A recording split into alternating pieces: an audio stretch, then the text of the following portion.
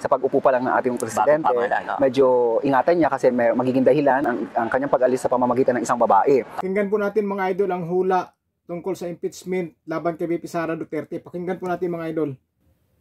Natuloy yung impeachment sa Congress kay VP Sara. Ano kayang kinabukasan nito? Ito, tingnan natin sa card, since tinanong mo naman kung ano mangyayari sa impeachment ni VP. No? Actually, pwede niya rin, medyo mainit ang usapin, magiging mainit ang mga issue pag didiinan talaga.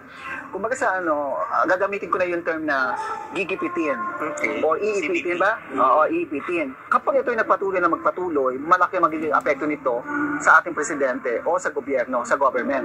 Ang iniwasan ko lang dito sana, may kanya-kanyang grupo yan eh. Okay. Merong pro-BBM, may pro-Sara. Pero kasi sa lakas din ng Duterte, di ba? Alam niyo naman kung anong impluwensya ni Digong. Yung titawag natin may kamay na bakal. Kasi itong impeachment talagang tatakbo. Kung tutuos niya, masasabi ko may kulong na tinatawag. No? Or magkaroon na titawag tayo ng linaw doon sa binibintang. No? Pero ilalaban to kasi ang magiging rito, yung lalaki ang pwedeng makatulong kay Vice. No? Baka hindi pa nga matapos yung case na yun, may gulo na ako nakikita. Talaga. Ano possible na gulo kaya? Lalabas ang tao. Kumbaga parang gagawa sila ng ingay. No? Yun yung nakikita ko sa card. Sa unang ingay, hindi pa ganun kadami. Sa pangalawang ingay, dumagdag. Pangatlo, ibang klase na. Meron pa akong nararamdaman, parang kudita. Pero hindi ko alam kung ano yung naririnig kong kudita sa baraha ko o sa may nagbubulong kasi iba ang mga psychic, iba yung energy na nakikita. So kung papansinin nyo, iba ang hangin o iba yung atmosphere ng taon ng 25. Iba to ha, ang daming traiduran na nagaganap. Oo. Asan? Oo, ahasan ngayon. Halimbawa, Jovi, talagang mapatansik ang pangalawang Pangulo. Si Jesus Escudero ba magiging vice-presidente? May possibility nga pala. Akala ko magiging presidente. Kasi ang nakano dito, babae. Vice-presidente, pwede si Cheese, oo. Pwede siya. Pwede siyang i-pick ng Pangulo. Pwede, oo. Kasi siya naman na nasa succession. Oo. Si Cheese ang maaaring mapagbigyan. Oo. Okay. Yun yung naanuhan. Si Cheese, actually, ang taon na ito, magulo sa gobyerno, maraming mga nakikita akong talagang matindi ang labanan na tinatawag natin. May mga, hindi ko sasabi magre-resign. Medyo ang Senate din parang, alam mo yung urong-sulong? Hindi sila decisive. Takot na, ewan na, parang gusto iba tumahimik. Yun yung baraha. So ang ano lang dito is, kailangan talaga magawa ng paraan ng gobyerno. Sa pag-upo pa lang ng ating presidente, medyo ingatan niya kasi may magiging dahilan ang kanyang pag-alis sa pamamagitan ng isang babae. Diba? Pero, ang mas kinakatakot ko, yung nakikita ko na maaring magkaroon ng rally, people power, or tinatawag natin, baka lang ho, maapektuhan ang eleksyon. Pwede hindi matuloy, pwede rin naman sana mangyari na matuloy. So kita nyo mga idol, sinasabi ng manghula na gigipitin po daw talaga si VP Sara Duterte.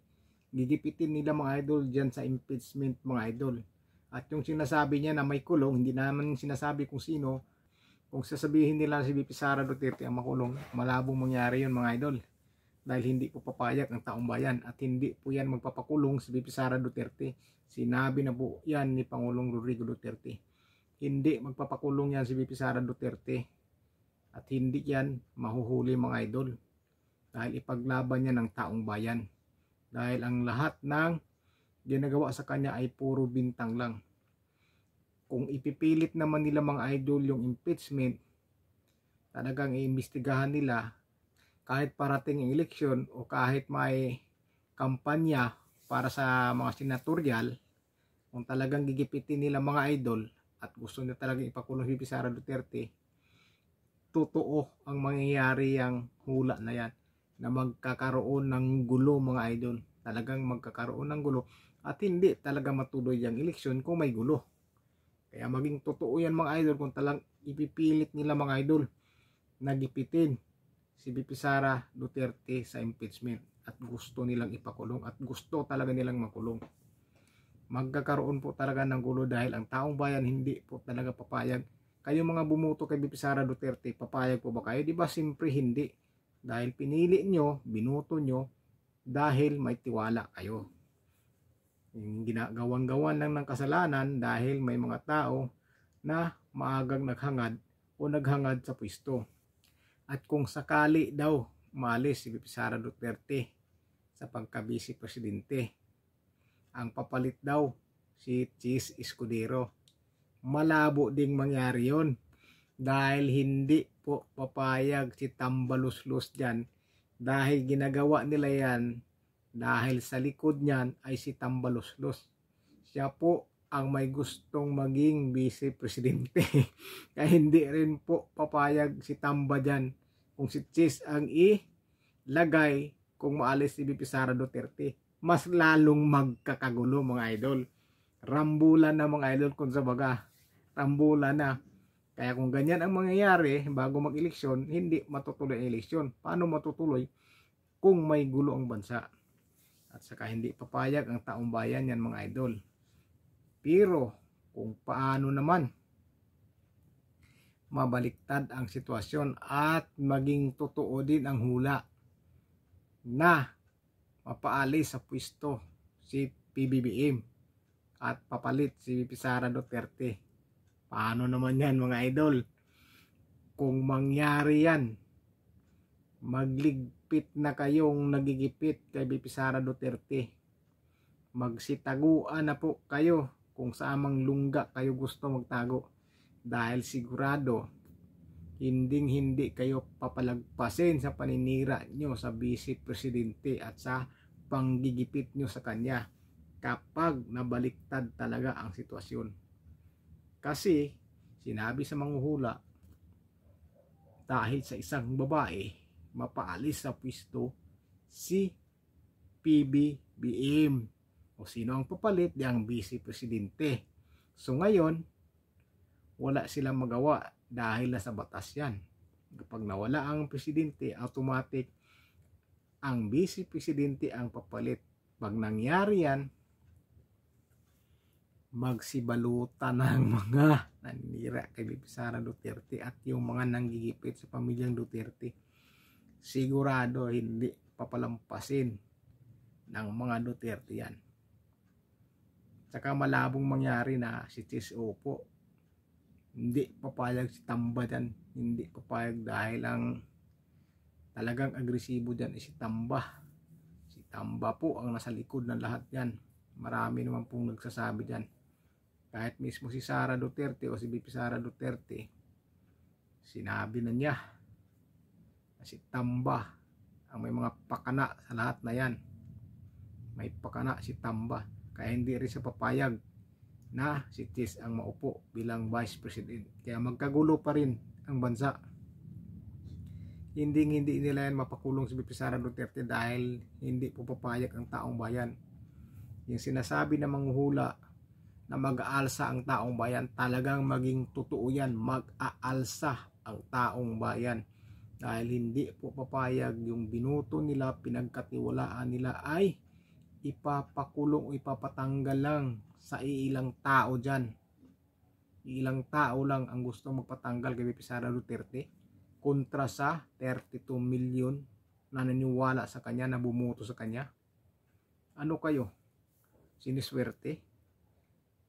Dahil lang sa butuhan nyo dyan sa paalis nyo ng vice presidente, kahit hindi naman totoo yung mga bintang, di ba mga idol? Hindi naman totoo yan eh. Gawa-gawa lang yan para talagang maalis ang mga Duterte sa politika. Kaso, tandaan pa natin, mabilis lang ang karma. Kaya pag ang karma tumama na at mabaliktad ang sitwasyon, si VP Sara po ang papalit kay PBBM kung maging totoo yung hula na yan na mapaalis si PBBM ng dahil sa babae. Kaya yung mga nanggibipit kay VP Sara Duterte mga idol, magsibaluta na yan, magtataguan na yan.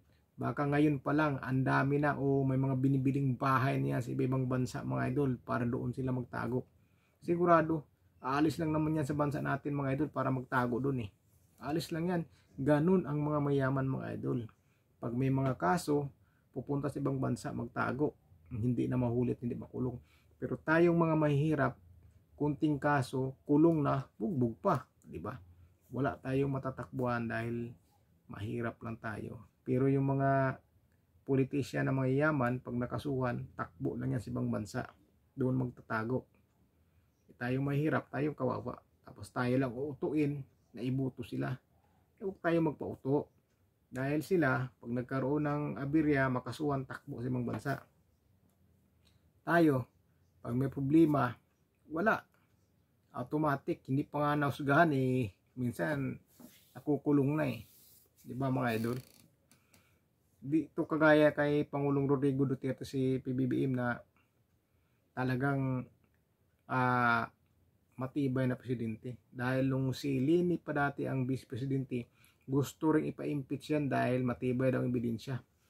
Pero sinabihan lang ni Pangulong Rodrigo Duterte, itigil nyo yan, huwag nyo ang gawain yan. Dahil ibinuto yan ng taong bayan si Lini, kaya hayaan nyo yan, huwag nyo gawin yan, itigil nyo yan. O diba? May impeachment bang nangyari? Wala. Ganun dapat ang presidente, ganun dapat. Pero si BBM hindi pinakinggan, pero baka naman kasi alam niya o gusto rin ng pamilya niyan. Yan po ang katotohanan mga idol.